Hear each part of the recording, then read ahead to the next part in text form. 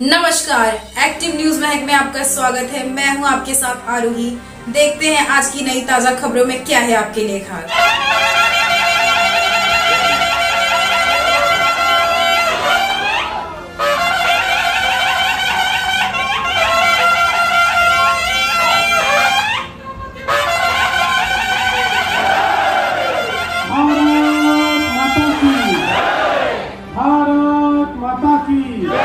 छत्रपती शिवाजी महाराज की धर्मवीर छत्रपती संभाजी महाराज की जय भवानी, जय भवानी, जय जय जय जय जय भवानी, जय जय जय जय जय शिवाजी। हिंदवी स्वराज्याचे सरसंस्थापक छत्रपती शिवरायांना मानाचा मुजरा करतो। भारतीय राज्यघटनेचे शिल्पकार भारतरत्न डॉक्टर बाबासाहेब आंबेडकर यांना मानवंदना अर्पित करतो। आज आपल्या लोकप्रिय आमदार स्नेहाताई दुबे यांच्या जनसंपर्क कार्यालयाच्या उद्घाटन प्रसंगी मंचावर उपस्थित असलेले आपल्या सर्वांचे लाडके आणि लोकप्रिय पालकमंत्री श्री गणेश नाईक जी, आपल्या पक्षाचे कार्याध्यक्ष रवींद्र चव्हाण जी, खासदार हेमंत सवराजी, ज्यांनी मागच्या काळामध्ये या वसईमध्ये इतिहास घडवला होता, ते विवेक पंडित जी,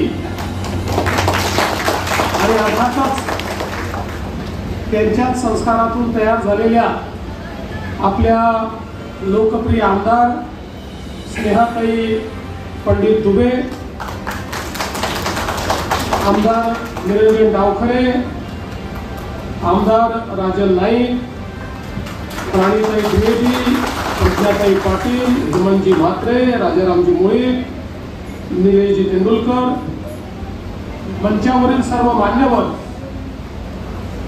आणि माझ्या समोर बसलेले वसईच्या क्षेत्रामध्ये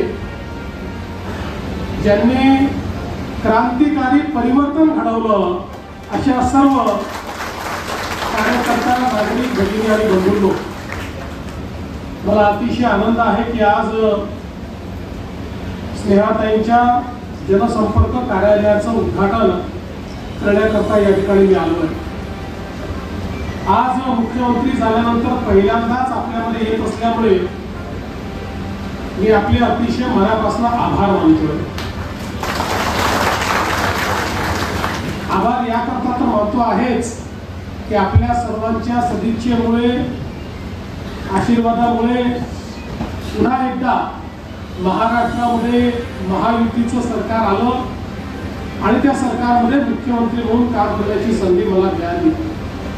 पण त्याहीपेक्षा जास्त आभार आपले मानतोय की महायुतीचं सरकार येणार याबद्दल तर आमच्या मनात खात्री होतीच, पण आम्ही नजर लावून ठेवली होती की या ठिकाणी महायुतीच्या सरकारमध्ये या पालघर जिल्ह्यातनं विशेषतः वसई, विरार, नालासोपारा हा सगळा जो भाग आहे, या भागातनं नेमकं आमच्या सरकारमध्ये आपला प्रतिनिधी येणार आहे की नाही,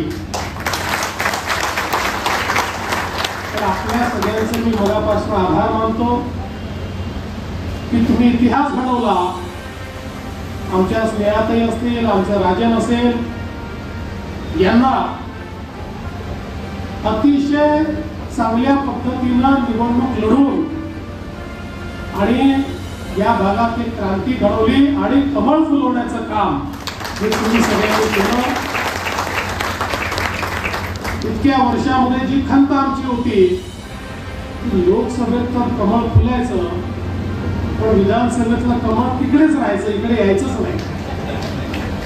पण आता इकडेही तुम्ही दोन कमळं फुलवली आणि त्यातून निश्चितपणे पुढचा आपला मार्ग हा सुकर करण्याचं काम तुम्ही केलं। म्हणजे पालघर जिल्हा, वसई विरार महानगरपालिका हा सगळा मुंबईचा एक प्रकारे बृहद अशा प्रकारचा, एक्सटेंडेड अशा प्रकारचा भाग आहे. हा सगळा भाग गेल्या अनेक वर्षात खूप मोठ्या प्रमाणात डेन्सली पॉप्युलेटेड झाला आणि मोठ्या प्रमाणात लोक या ठिकाणी राहायला आले, लोकवस्ती वाढली. पण दुर्दैवाने ज्या प्रमाणात आणि ज्या वेगाने या भागामध्ये लोकवस्ती वाढली, त्या वेगानं नागरिक सोयी मात्र आपण वाढवू शकलेलो नाही. हे दुर्दैव आहे. आज क्षेत्र महानगरपालिकेचं असलं तरी देखील या क्षेत्रातल्या अनेक भागांमध्ये गेल्यानंतर आपण शहरात आहोत की खेड्यात आहोत असा प्रश्न आपल्याला पडावा, अशा प्रकारची परिस्थिती आहे. खरं तर योग्य वेळी हे नागरीकरण मॅनेज करण्याकरता आणि नागरिकांना क्रिएट होणारी व्हॅल्यू ही कॅप्चर करण्याकरता जर प्रयत्न झाले असते तर मुंबई सारखी किंवा मुंबईच्या अनेक आसपासच्या महानगरपालिकांसारखी सुनियोजित अशा प्रकारची ही महानगरपालिका राहिली असती. पण दुर्दैवाने ही परिस्थिती आपल्याला पाहायला मिळत नाही. वसई सारखं अतिशय ऐतिहासिक अशा प्रकारचं आपलं गाव की ज्याला एक मोठा छत्रपती शिवाजी महाराजांचा, मराठा साम्राज्याचा, हिंदवी स्वराज्याचा इतिहास आहे. आज या ठिकाणी मोठ्या प्रमाणात आपल्याला विकास करण्याकरता काम करण्याची आवश्यकता आहे. आणि म्हणूनच मी तुम्हाला आश्वस्त करण्याकरता आलोय. स्नेहाताईंसारख्या एक संघर्षशील, म्हणजे स्नेहाताईंचा उल्लेख आपण निश्चितपणे, त्यांनी जसं सांगितलं की जन्मापासून त्यांना संघर्ष करायला विवेक भाऊंनी शिकवलं, त्यामुळे संघर्ष कन्या असाही त्यांचा उल्लेख करता येईल अशा आमच्या स्नेहाताई आहेत. आणि त्यांच्या नेतृत्वामध्ये या भागामध्ये आपल्याला एक मोठं परिवर्तन घडवायचं आहे. मी असेल, पालकमंत्री गणेश नाईक साहेब असतील, रवीजी असतील, आम्ही सगळे पूर्ण ताकदीने स्नेहाताईंच्या आणि राजनच्या पाठीशी उभे आहोत. तुम्हाला आश्वस्त करतो, या 5 वर्षामध्ये तुमचा गेल्या 20 वर्षाचा बॅकलॉग भरून काढायचा निर्णय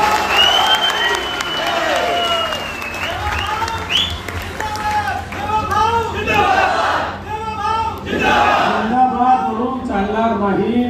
बॅकलॉग भरायचा असेल तर जसं परिवर्तन विधानसभेत केलं तसं